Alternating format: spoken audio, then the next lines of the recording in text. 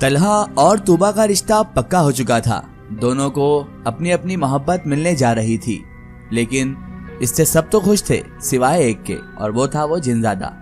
अब तलहा ने एक नई जिद लगा रखी थी कि शादी की तारीख जल्द से जल्द फिक्स की जाए, क्योंकि वो किसी भी तरह से तूबा को जल्द से जल्द हासिल करना चाहता था और अपनी मोहब्बत भरी जिंदगी की शुरुआत करना चाहता था।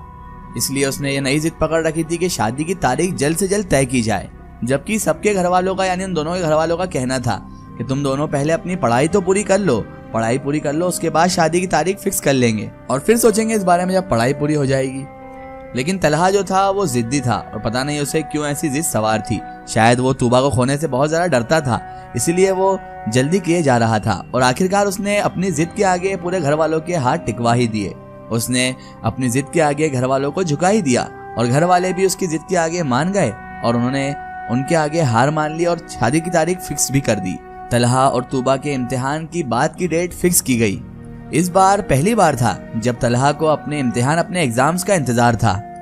तलहा यार, हमारी पढ़ाई तो पूरी हो जाने दो, अभी से शादी की रट लगा ली है तुमने, तुम अभी पढ़ रहे हो और अभी तो तुम कुछ काम भी नहीं करते हो।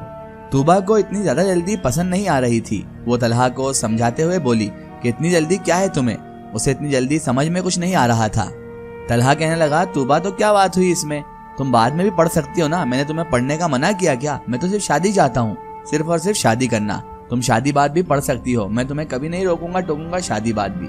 और तूबा, रही बात काम की, तो तुम भी ये बात अच्छे से जानती हो कि पापा के बिजनेस का आधा काम मैं ही संभालता हूँ, उनका आधा ऑफिस मैं खुद संभालता हूँ, ये तो तुम अच्छे से जानती हो पहले से ही। तूबा, जब मेरी पढ़ाई पूरी हो जाएगी उसके बाद मैं पूरा ही काम उनका संभाल लूंगा, उन्हें बिल्कुल फ्री कर दूंगा मैं।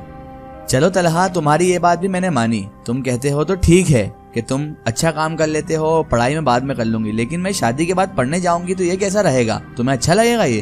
तूबा ने मुंह बनाया और बनाते हुए उससे कहा था। तलहा कहने लगा हंसते हुए कि अच्छा लगेगा ना, दोनों मियाँ बीवी साथ में पढ़ने जाया करेंगे, अच्छा लगेगा, हम दोनों वहां पर साथ जाएंगे। तुम पहली बीवी होगी तूबा जो अपने शौहर को ऑफिस के लिए नहीं बल्कि कॉलेज के लिए तैयार करेगी। तलहा ये कहकर मुस्कुराने लगा और शौक हुआ। तूबा ने कहा, तुम पागल हो तलहा? तलहा ने कहा, हाँ मैं पागल हूँ, तुम्हारे इश्क में, तुम्हारी मोहब्बत में, और सिर्फ तुम्हारे लिए। और तलहा की मुस्कुराहट और गहरी हो गई। तूबा उसे चिढ़ाते हुए कहने लगी, कितनी बकवास करते हो तुम, ये सब फिजूल बातें लगती है मुझे तो। तलहा चिढ़ गया और कहने लगा, यार तूबा थोड़ी तो इज्जत कर लो मेरी, होने वाला शौहर हूं मैं तुम्हारा हस्बैंड हूं मैं होने वाला, तुम कैसे कह रही हो ये? तलहा ने बड़े ही उदास चेहरा, मासूम चेहरा बना लिया।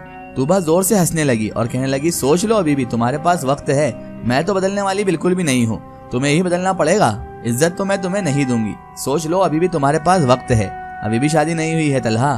तूबा उसे डराने और चिढ़ाने वाले मिले जुले अंदाज में कहने लगी। तलहा भी बहुत बड़ा वाला था। तलहा ने उसे देखते ही समझ लिया कि ये मुझे चिढ़ा रही है, तो उसने तूबा से साफ कह दिया कि तूबा, तुम्हारे हाथों हमें अपनी बेइज्जती भी कबूल है। तूबा हंसने लगी और कहने लगी, तलहा तुम तो वाकई में बहुत बड़े वाले पागल हो, मैं तुम्हें छोटा मोटा पागल समझती लेकिन तुम बहुत बड़े पागल हो। तूबा को हंसता हुआ देखकर तलहा को बड़ी खुशी हो रही थी और वो उसे हंसता हुआ देखकर खुद भी खुश हो रहा था, मुस्कुरा रहा था। इधर उसके कमरे में खौफनाक माहौल बना हुआ था। तलहा तो अपने बेड पर लेटा हुआ सुकून की नींद सो रहा था। उसे नहीं पता था कि उसके साथ क्या होने वाला है। तभी तलहा के कान में सरगोशियां होने लगी, वो सिर्फ मेरी है, तुम उससे दूर रहो, वो सिर्फ मेरी है, तुम उससे दूर रहो। तलहा के कान में जैसे ये सरगोशी हुई और ये आवाज, भयानक आवाज उसे सुनाई देने लगी, तो वो अचानक चौंक कर बेड पर उठकर बैठ गया और वो डर के मारे आसपास देखने लगा, क्योंकि जाहिर सी बात है अगर इंसान अकेला हो और उसे आसपास से आवाज आए वो सिर्फ मेरी है, वो सिर्फ मेरी है, तो इंसान डरना वाजिब ही है। उसने जब आसपास मुड़कर देखा, इधर उधर देखा, वहां पर कोई भी नहीं था। कौन हो सकता है यहाँ पर? अब तलहा सोच में पड़ गया था। उसके बाद तलहा खुद को समझाते हुए कहने लगा, शायद मैंने कोई ख्वाब देख लिया है, हो सकता है मेरा वहम है ये और मैं ख्वाब में हूँ और मुझे आवाज आई हो। अपने आप को समझाते बुझाते तलहा वापस बेड पर लेट गया। कुछ ही देर बाद वो नींद की आगोश में चला गया, उसे नींद आ गई और वो सो गया, क्योंकि उसके बाद उसे शादी की फंक्शन की तैयारी का सिलसिला भी तो शुरू करना था।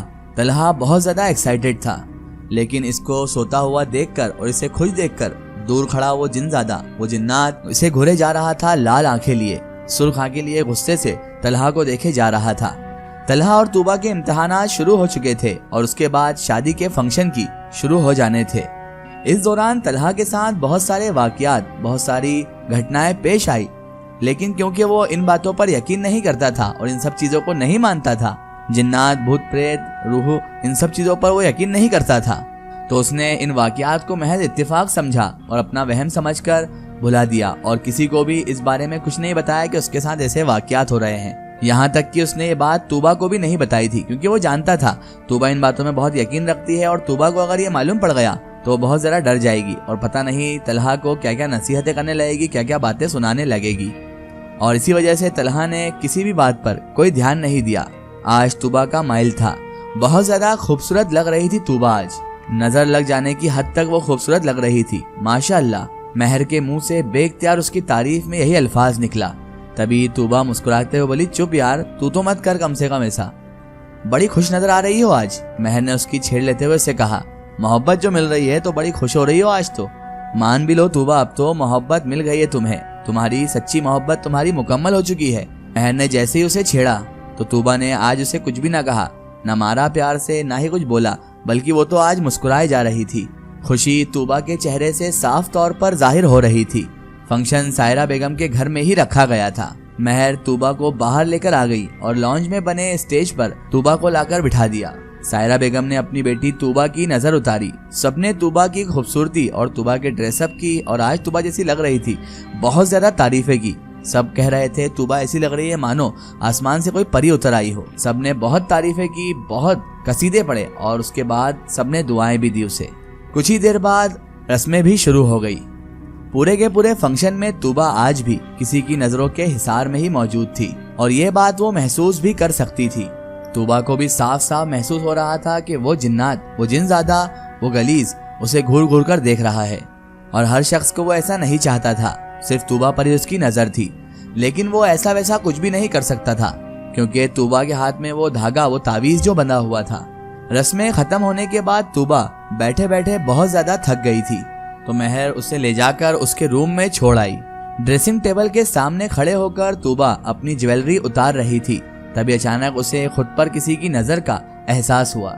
उसे अचानक घबराहट हुई। वो पीछे मुड़ी और मुड़कर जैसे ही उसने पीछे देखा तो कमरे के दरवाजे पर वही लाल आंखें लिए खड़ा हुआ था और वो तूबा को ही घूरे जा रहा था, तूबा को ही देखे जा रहा था। उस जिन्नात को अचानक यूं देखकर तूबा अचानक से डर सी गई। वो उसका सामना बिल्कुल भी नहीं करना चाहती थी, बल्कि वो तो उसे देखना भी पसंद नहीं करती थी, देखना भी नहीं चाहती थी। और वो था जो इसे ही देखने के लिए तड़प रहा था। वो बहुत ज्यादा गुस्से से पागल हुए जा रहा था और वो तूबा को ही देखे जा रहा था। उसकी नजरें सिर्फ और सिर्फ तूबा पर ही टिकी हुई थी। वो बहुत ज्यादा तड़प में था क्योंकि वो तूबा के आसपास नहीं आ पा रहा था और उससे तूबा की आदत जो लग चुकी थी। वो दूर से खड़ा खड़ा उसे तड़प कर देख रहा था और उसे गुस्सा भी आ रहा था तूबा के तावीज बांधने पर। और अब उसका चेहरा जो कि पहले इतना भयानक था, अब वो और ज्यादा भयानक लग रहा था। अब क्या करेगी बेचारी तूबा? क्या वो जिनज़ादा तावीज के होते हुए भी उसके पास आ जाएगा, या फिर तूबा आज उस जिनज़ादे का काम तमाम कर देगी? ये सब जानेंगे हम इस वीडियो के अगले पार्ट में। दोस्तों, अगर आप भी अपनी जिंदगी की कोई सच्ची कहानी या सच्ची घटना हमारे चैनल से शेयर करवाना चाहते हैं और आप चाहते हैं कि आपकी स्टोरी भी माय स्टोरी बुक चैनल से शेयर हो, तो आप हमें हमारे फेसबुक पेज पर कांटेक्ट कर सकते हैं और अपनी स्टोरी वहां पर हमें बता सकते हैं।